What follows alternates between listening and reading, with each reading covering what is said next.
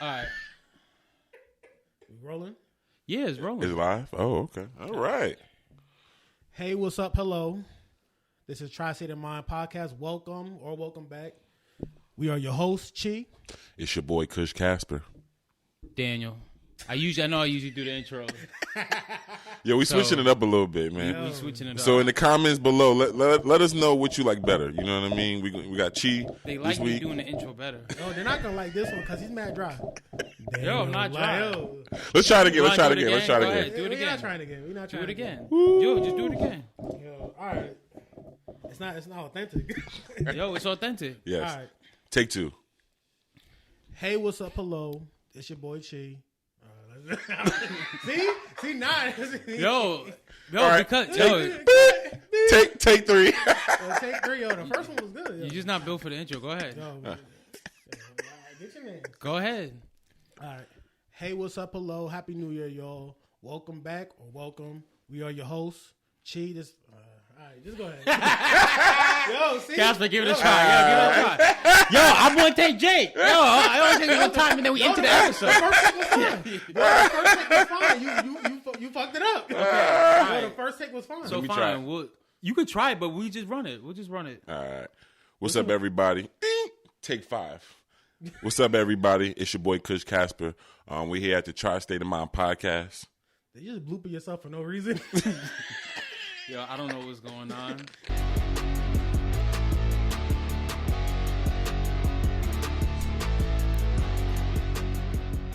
We're here. We're back with another episode. Yeah, Pelly with the boys this time. Pelly with the pals. Pelly with the pals. Welcome to You Pelly feel with me? the pals. Pelly with the pals. You feel me? Yeah, you got crack. Woo! Clap. YouTube clap. We ain't got beers today because Dan's on the fast. Yo, this is nasty. It's not nasty. It just don't taste like nothing. Yeah, that's I mean, the point. granted, I wanted a different one, but Wegmans only had but so much. That was the best one they had. I usually like the Topo, or whatever. I don't know. It's not nasty, but when something's carbonated, why just give me a carbonated drink? It's an acquired taste. But what's an acquired water or carbonation? Sparkling water. It's minerals. Like it's got. You know, if you go to all the bougie spots, they give you sparkling water, bro. You ever try? Yo, it's stupid. It's you know what I mean. It's cultured. It's cultured water. That's what it's called. No, I'm not a fan. You knew you didn't want to like it before you even took a sip. Well, no, I've tried it. I've had sparkling water before. If it's not flavored, it's not good. Because, like, what is it? Yeah, I do like the flavored ones. Flavored ones is better. Oh, it's fine. It's fine. But Let's get into the first topic. All right, first topic. What do you want to talk about, Casper? Well, I was saying, you know, speaking of just clubs, we were saying, like, you know, just want to have intimate gatherings. Our first topic is the club culture. And as everybody knows, like, the club culture isn't the same, especially from how it was in the early 2000s. And what made me pose the question is, what killed the club culture? I kind of have a couple suggestions, but I'm going to let you guys go first. What do you think killed the club culture? I don't think the club culture is dead. I think it's dead in D.C. I think D.C. club culture has died. Because you go to Vegas, I'm sure the clubs are still popping. You go to Miami. That's true. I'm sure the clubs are still popping. Houston, it was jumping. Houston was jumping. So, But those are like exceptional cities. well, Like, DC used to be an exceptional Yeah, DC city. used to be an exception. That's actually a great point because DC used to be an exceptional city. And so I don't even think we're having this conversation if we don't live here. it's still not the same. I think even overall. Yeah, but if what are you comparing it to? So what it used to be? So like back in the day, like it's not really clubbish no more. It's really lounge culture. No. Comparing it to DC Yeah, you back in the compared it day. to DC No, back but in the day. no, but even when you talk about, even when people complain about New York isn't the same. They said New York isn't really the same. So it's like everything is lounge culture now. You know, like nobody goes to the clubs no more. Everybody goes to the lounges. Hookah bars is the thing. Okay, well, that's get your what I'm answer. saying? You want to know what killed club culture? Yo, hookah. Yo, stamp it. Hookah kill club culture. I feel like you just, if you're trying to turn up, you just can't turn up in a hookah setting. Like No. Yeah. hookah doesn't mix with turn up. No. Yeah, hookah's like chill. I will say that. Yeah, and like hookah, like the cancer it causes, it's a disease. Like it permeates into like any type of like social setting. Where first like you only saw hookah at the hookah lounges, right? That's true. Then it was like then bars started saying like, oh, like let's get into that. Like we're a bar, but let's also be a bar that serves hookah. Then it's like, all right, well that's kind of weird, but whatever. Then it's the clubs. You want a table, you can get the bottles, and you can get the hookah. Bro, I've seen hookah, and then it started going to people's homes. Like, I got, take home hookah. Take home hookah. Yo, like, why do you, like the first time, like, I saw hookah in a Hookah to home, go. I'm like, yo, like, you an addict at this point. Nah. Like, the fact that we got a couple friends that like hookahs in the house. Yeah, and I think they addicts. Yo, you absolutely right. Yo, if you got a hookah in the home, like, you might be an addict. I need you to get help. You need help. Call 1-800 hookah had it. Yeah. Hookah had it. Yo, you got to think about it. It's one of those things that is like not like a delicacy, but you go out, you enjoy the hookah, whatever. If you bring it at home, it's like, I can't co-sign it. I feel like the level of work it takes to set up the hookah too. Like, yo, who wants to do that at home? Like, you see people at the kickbacks burning coals. They got it over the stove. they got the coal over the stove. Yo, fucking raising up the fucking house up 10 degrees. You know what I mean? Because you got to burn up the hookah coals. I just like, yeah. You know what else killed the hoop? What's that? Club culture. And this is a personal pet peeve of mine. Bottle stoppers. Like, I think that really killed the club culture. Bottle what? Bottle stoppers. What is a bottle stopper? What is so, it? you know, like now, back in the day, you know, like now when you go to the club, you're like, oh, let me get a drink. They give you a shot. They literally give you one shot, like a bottle stopper where you pour the liquor and it stops the shot and gives you like an exact one shot. I think that killed the club culture because... How? Yeah. I'm going to tell you how to kill the club culture because, especially in the urban communities, they only do that in urban communities. When you go to the pubs, they don't do no bottle stoppers. I think that what killed the club culture with that was because it's already expensive drinks when you go to the clubs, especially in the urban community. Yeah. You know what I mean? And I think it kind of demoted the craftsmanship of bartenders because that was you were supposed to. You were supposed to, all right, let me get whiskey sour, let me get a Long Island. And your craftsmanship was to make a good drink, and that determines your tip. Okay. You get what I'm saying? So now... You get what I'm saying? Now you got automatic stoppers. Now, what do you need a bartender? You can just have a robot bartender now. Like, if you give me an automatic shot. So you're not really talking about shots. You're talking about them pouring a set amount of liquor into your drink. Like, you order... The bottle stoppers. That's what they... No. So I disagree, and I disagree because I think we haven't defined what club culture is. And so if you're saying, like, that killed club culture, it's like, to me, it can't kill my idea. That alone, or even in conjunction with something else, can't kill my idea of what club culture was. Like, club culture was going out, people dancing, people having a good time. How do you dance when your drinks is trash? Nobody wants to dance. Nobody dances when the drinks is trash. I was pregame. Well, I was partying. I was in the teen clubs, like back in New York, like before, like we was even drinking. That is true. And we was partying, we everybody was dancing. It was having a good time. They were like tables obviously didn't exist then. Tables did exist like by the time we got to college, but it wasn't prevalent. Like it wasn't that prevalent. And that's I think killed club culture too.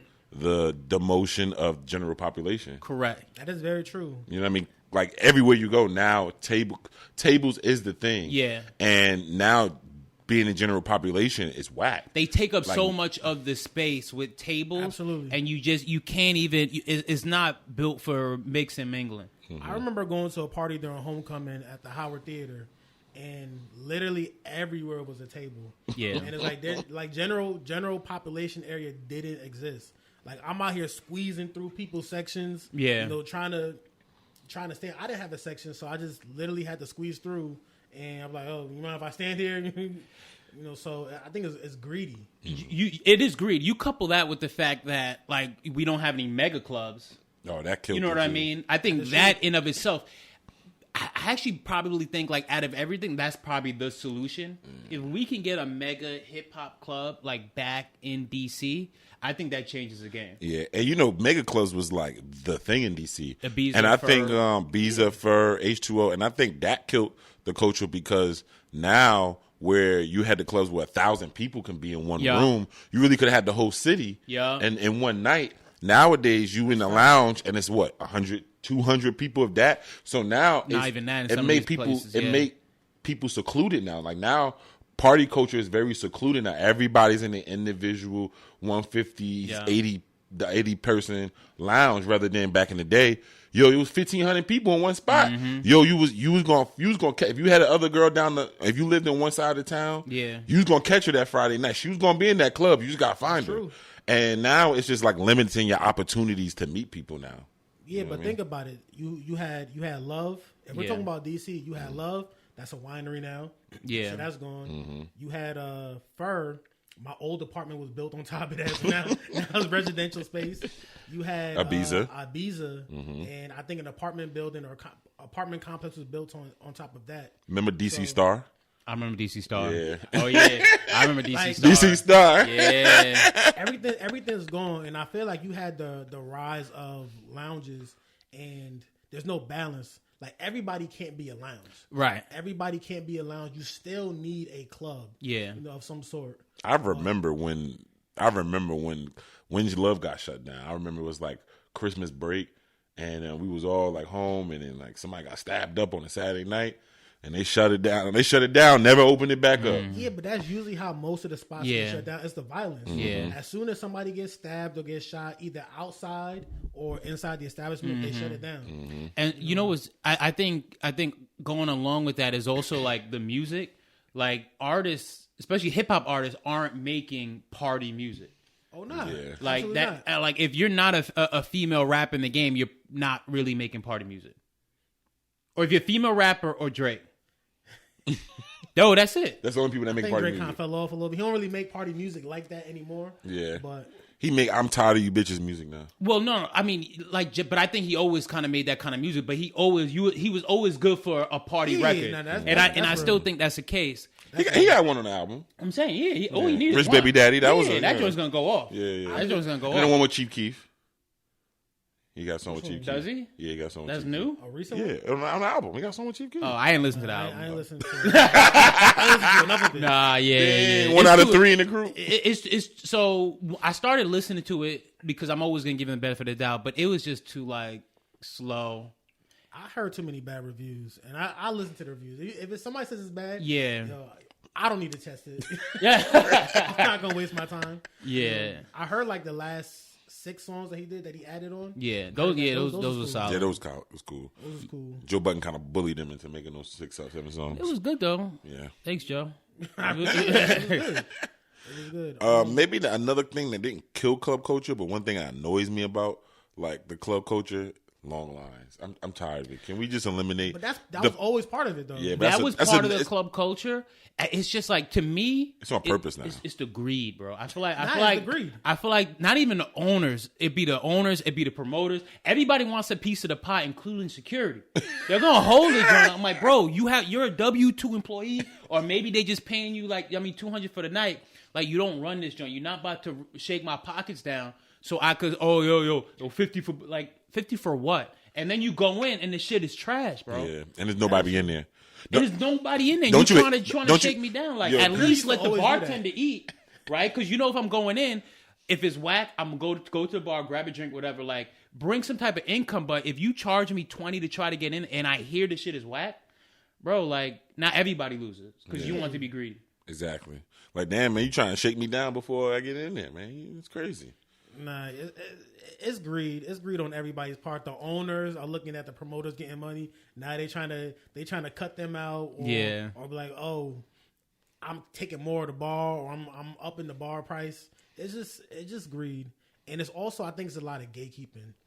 I mean, when you talk about security, they've always been doing that. They've always been shaking people down. Yeah. I remember my first party was at Love, and I was trying to use my cousin's ID, so I could drink. And he said, "Oh yeah, come back tomorrow. I'll give you ID for $100." Or he's trying to charge me more. Oh, you can't wear tennis shoes. What is a tennis shoe? Yeah. I grew up around sneakers. Yeah. So it's like, I don't even play tennis. But it's like, oh, you can't wear a t-shirt. You can't do this. Charge. So that's always been going down. But I feel like it's the gatekeeping. It's just not a good product. The club product is no longer good. Yeah. We talked about it before with the DJs. DJs is playing whatever. DJs don't play songs. They don't read the crowd. for The party. Listen, Well, because the music is not being made at the same time, though. No. I agree with you because there's a lot of trap music right now, and there's no party music. However, if you go to the strip club, what the DJ is going to play? They're going to play songs for the women to dance. So that the music still exists. It's only in the strip club that you're going to hear it. Yeah. Yeah. I always say strip club always got the best music. Yeah, I always gotta say strip club got the best music. Yeah. There's a few spots in DC. Strip clubs still break new artist songs too. Like, nobody breaks new songs in clubs. That's the thing. That's another thing too. You don't really hear DJs breaking new songs. Like if a new song come out, they wait until it's already popular to play it. Well, I don't know. I think that may be another conversation for another day because I think because then on the DJ side, if they play it, people will only like dance to or recognize music that they know, even if it's hot, even if the beat is hot, because that's really all you hearing. Most people like aren't really gonna like show it no love, and you got to get the crowd going. That's real. Not in a club. If you hear a song for the first time, if it's hot, you might Shazam it, for later. Yeah, but you're not really about to, bop to it. And it's only really a couple of songs that I heard for the first time, and it was like, oh nah, this a banger. Yeah. I don't know. What's the next topic? Let's get into. Actually, I want to get my topic in because, no. Go ahead. Go ahead. Cause we can say my topic for another day. What topic? Inherent beef. I mean, that was yeah. Let's go. You want to talk about that? Yeah.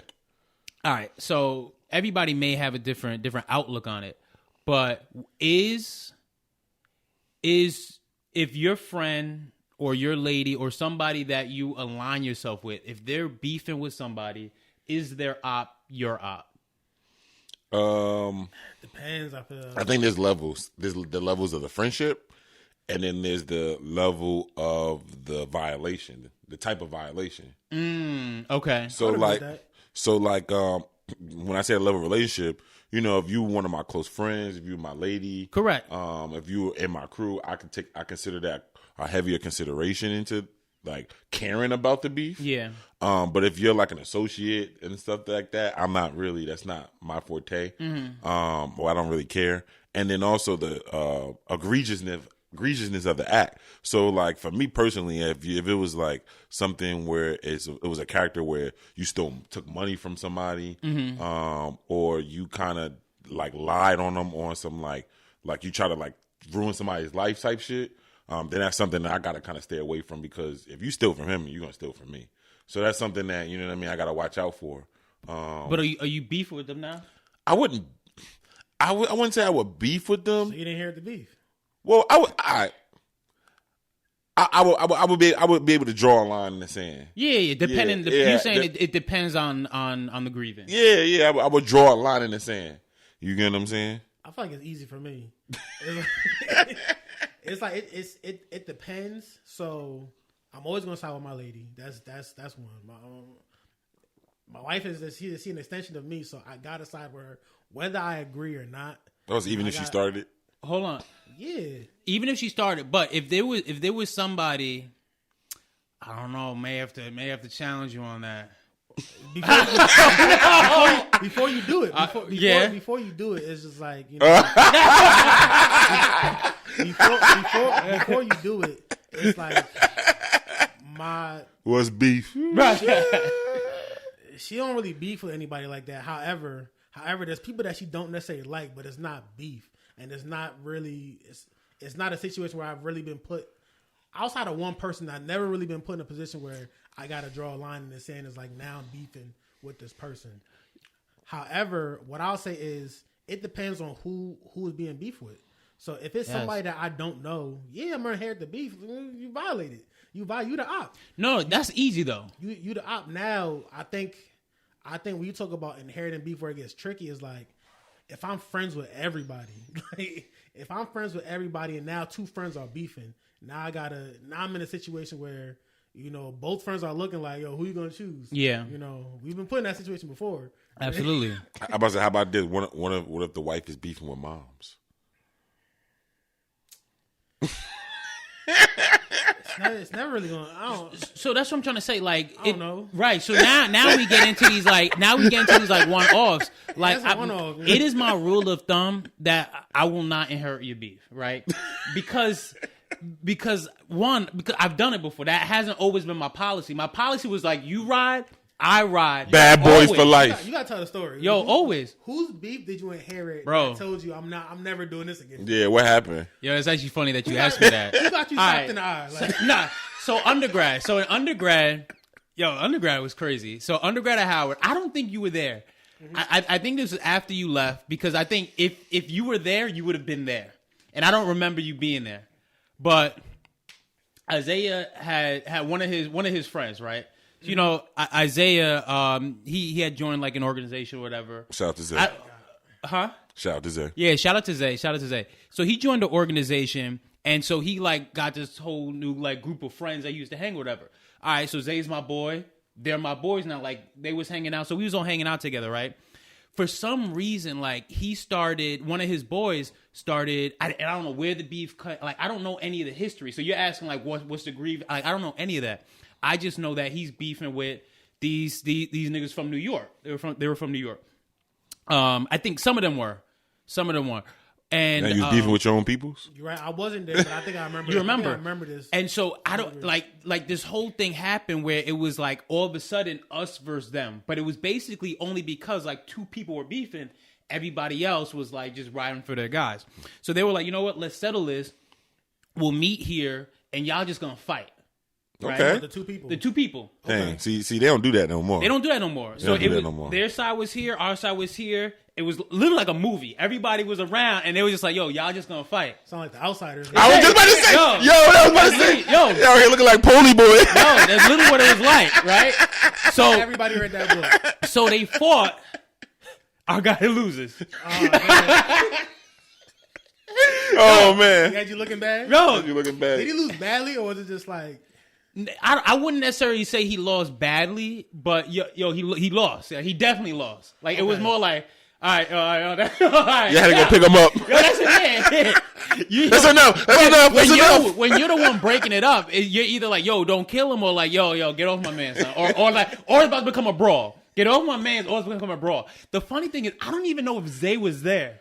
So like, Wait, I'm part of this beef only because they're looking for soldiers. They're looking for recruits. Right? Because it's this thing like, you know, and we've had situations like this, which is funny, at Howard where like, and that's another story, but it was like, it was more of them than them. And so like, they're like, yo, you my mans. I'm like, yo, what? Yeah, right. I'll be a body. I'm not necessarily going to fight because I don't necessarily beef with these niggas right now, but I will be a body. Okay. So whatever.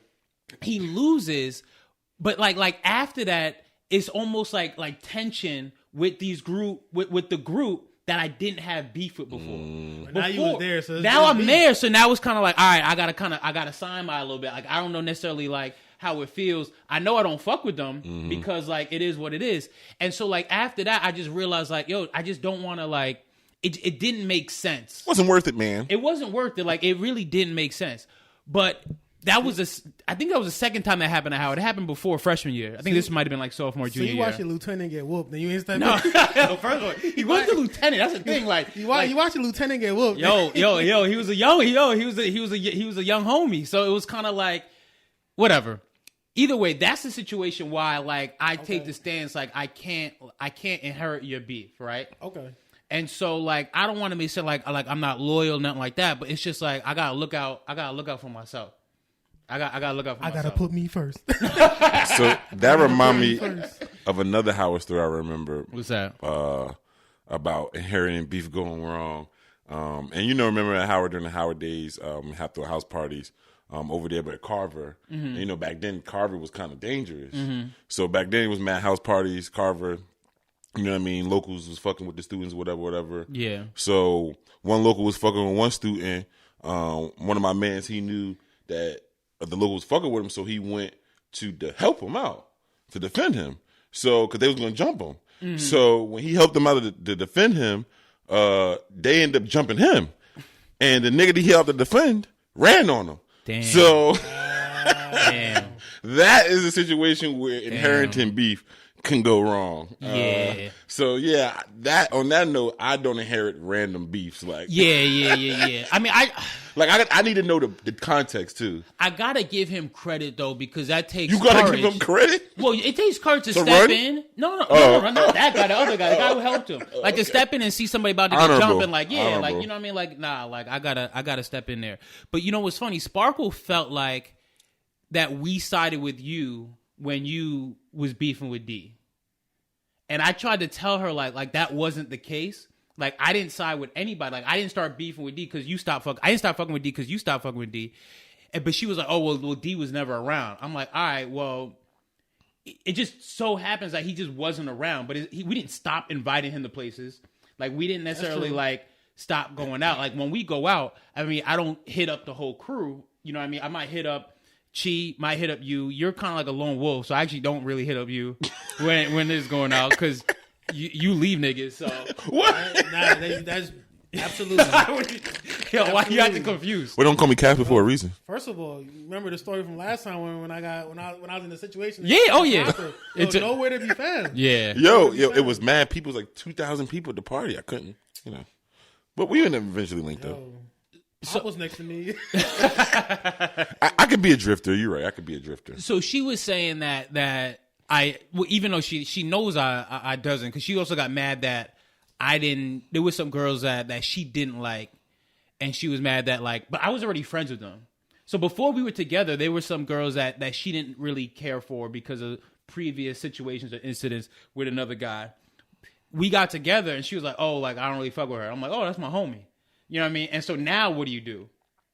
What do you do? What did you do?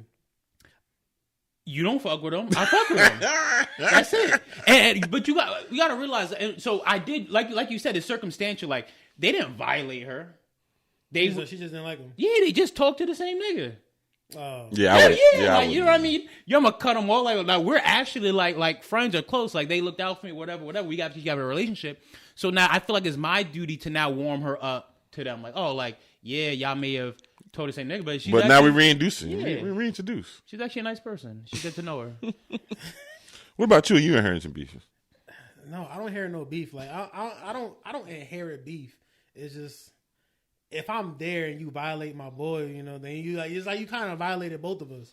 Yeah. But I've never been like, oh, what, he did what? he did what? Like, I'm standing. I will say there is an exception that I wouldn't inherit beef. If I'm with you, like if we with you, I'm with homeboy and we out somewhere and some shit pop off, I will inherit that beef at that time. But I feel like I'm not even like an inheritance. I'm not gonna watch you just get your ass whooped, right. or I'm not gonna watch you. That's more riding. Yeah. That's riding for the situation. You always got to do that. I agree. So I would do a short-term inheritance.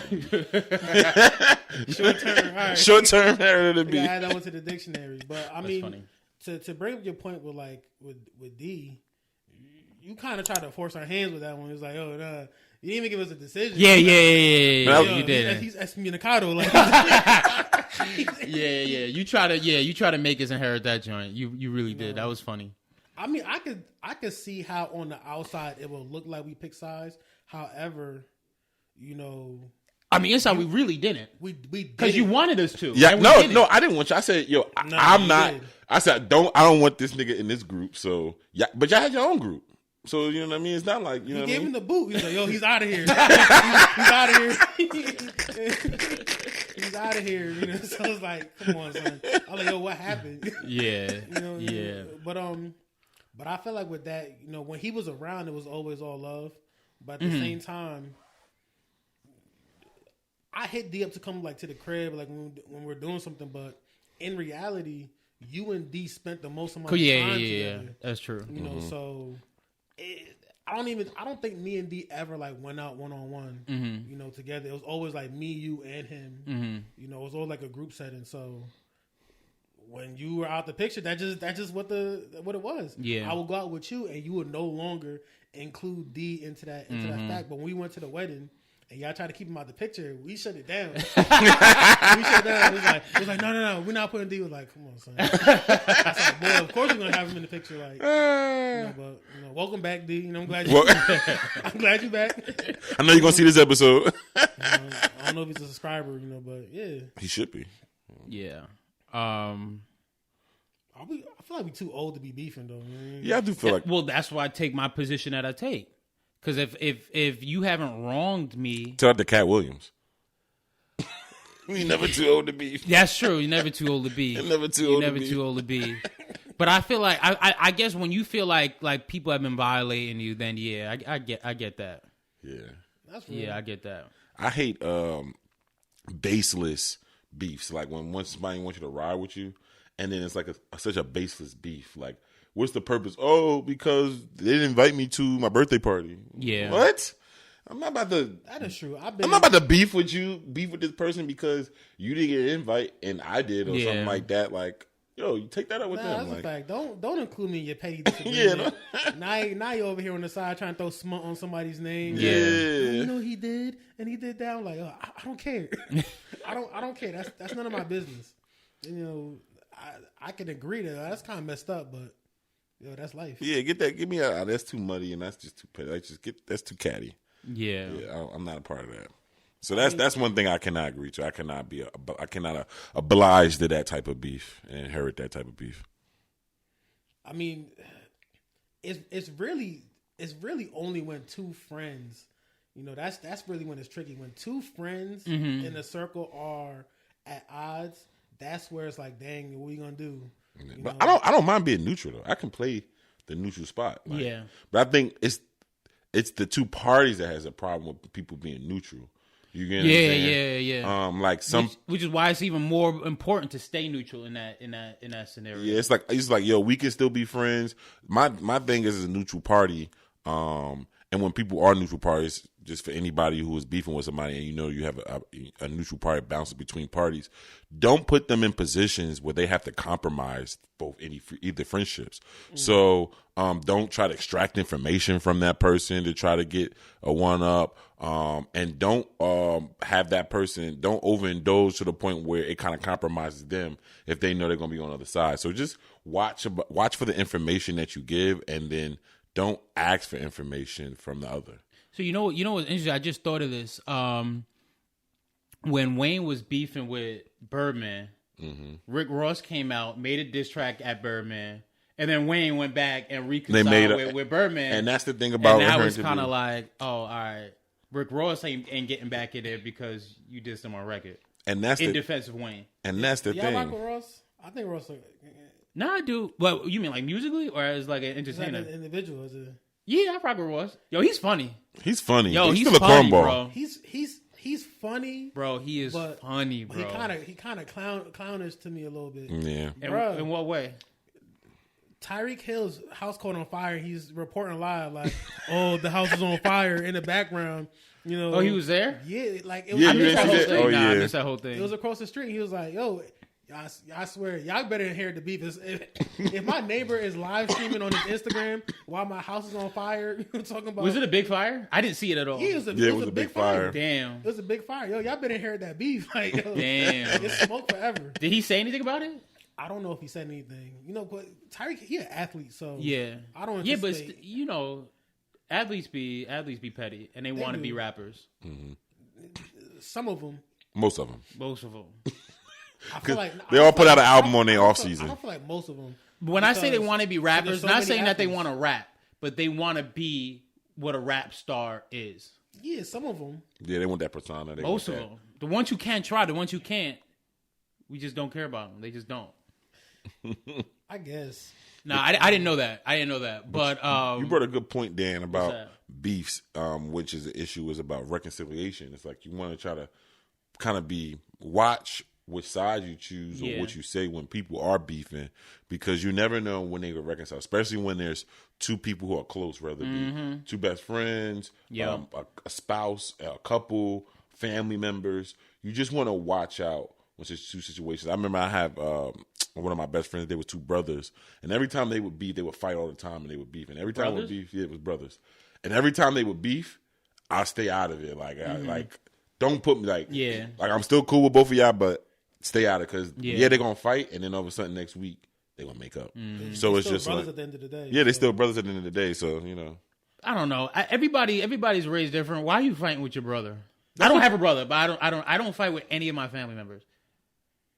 Well, it happens. If you had a brother, you don't have a brother. I don't think so. I have a sister. And we're close in age. Like I don't know, but I get it. Not everybody is like close with their siblings, but I don't know. I always wanted a brother, and I feel like if I had a brother, like I just wouldn't fight with him. It depends. Yeah, you could be annoying. So if you fight with your brother? Yeah, I used to fight my brother. I don't fight with him now, but I definitely used to fight with him growing up. Yeah, but he's not talking about like growing up. Yeah, that's what we're talking about, bro. That's exactly what he's talking about. What age are we talking about? Well, this was in high school. Oh, okay. Yeah. All right. Mm-hmm. Yeah. Yeah. Is growing testosterone like you? Now, if you beefing with your brother, your adulthood, that's real life beef. That's real life. That's what I thought you was talking about. That is real life beef. That's real life beef. Yeah. I agree. That beef run deep. You know, yeah. I don't know. Through the bloodline. You know, I don't think I've been involved in beef in a long time. So no. Cool, calm, collected, chi. I stay out the way. I stay out the way. I mind my business. I step in when there's need to. I remember, I'll say that story for another time. I had to step in for Casper one time, but yeah, you probably don't even remember. When was this? We'll save it for another episode.